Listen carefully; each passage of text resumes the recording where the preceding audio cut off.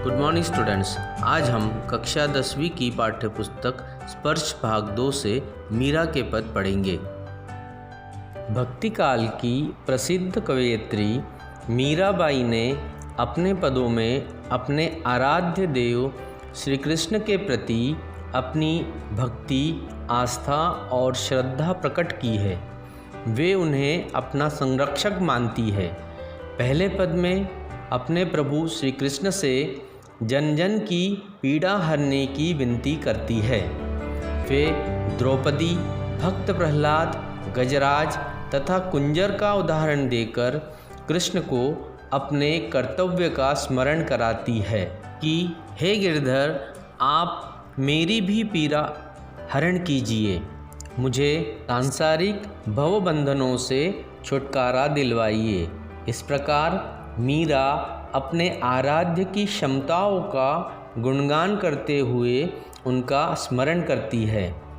दूसरे पद में मीरा अपने आराध्य का सामीप्य पाने के लिए उनकी चाकरी करने की इच्छा प्रकट करती है।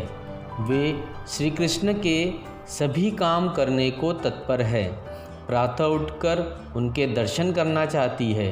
वे वृंदावन की कुंज गलियों में कृष्ण लीला का गुणगान करना चाहती है। उनके रूप सौंदर्य का वर्णन करते हुए वे इष्ट देव से यमुना के किनारे दर्शन देने का भी अनुरोध करती है। मीरा इन पदों में कभी अपने आराध्य से मनुहार करती है तो कभी लाड़ लड़ाती है। मौका मिलने पर शिकायत करने से भी नहीं चूकती है। इस प्रकार मीरा का संपूर्ण व्यक्तित्व कृष्ण से जुड़ा हुआ है। आइए हम शुरू करते हैं मीरा के पद पाठ का पहला पद। हरि आप हरो जनरी भीर। कवयित्री मीरा अपने आराध्य श्री कृष्ण से सबकी रक्षा करने की प्रार्थना करती है। वह कहती है, हे प्रभु, आप लोगों के मन की पीड़ा को दूर करते हो, उसी प्रकार मैं भी आपकी अनन्य भक्त हूँ और आप मेरी भी पीड़ा को दूर करो।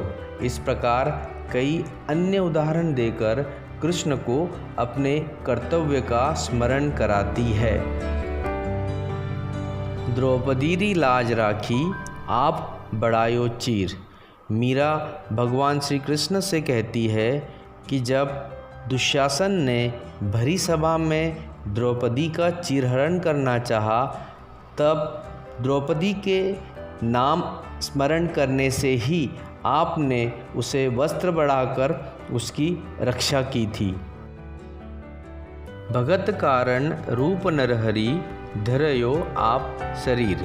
अगला उदाहरण देते हुए मीरा कहती है कि आपने भक्त प्रहलाद की रक्षा करने के लिए नरसिंह का रूप धारण कर लिया था।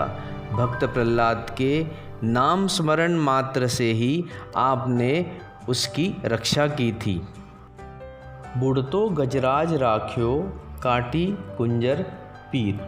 मीरा अगला उदाहरण देते हुए कहती है कि डूबते हुए गजराज अर्थात हाथी का पैर जब मगरमच्छ ने पकड़ लिया था और वह डूबने लगा था, तब उस हाथी ने आपका नाम स्मरण किया और सिर्फ नाम स्मरण मात्र से ही आपने हाथी का कष्ट दूर करने के लिए मगरमच्छ को मारकर हाथी की जान बचाई थी, अर्थात उसका कष्ट दूर किया था। दासी मीरा लाल गिरधर हरो महारी भीर।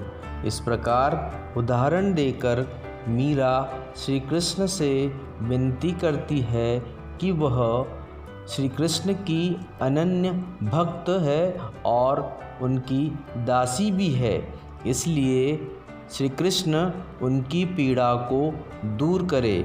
मीरा अपने जीवन की सबसे बड़ी कामना भगवान की भक्ति में लीन होना बताती है। साम माने चाकर राखो जी। इसमें मीरा कृष्ण की चाकरी करने की इच्छा प्रकट करती है। चाकरी अर्थात नौकरी। मीरा श्री कृष्ण से कहती है कि मुझे अपनी दासी बना लो। गिरधारी लाला माने चाकर राखो जी।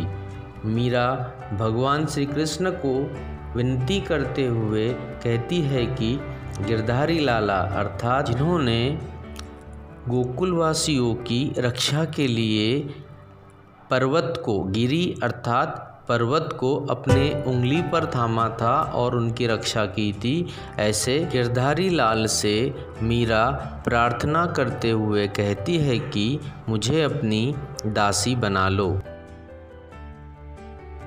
चाकर रहसु बाग लगास्यु नित उठ दर्शन प्यासु। मीरा भगवान श्री कृष्ण की चाकरी करते हुए सबसे पहला काम वह भगवान के लिए बगीचा लगाने का करेगी।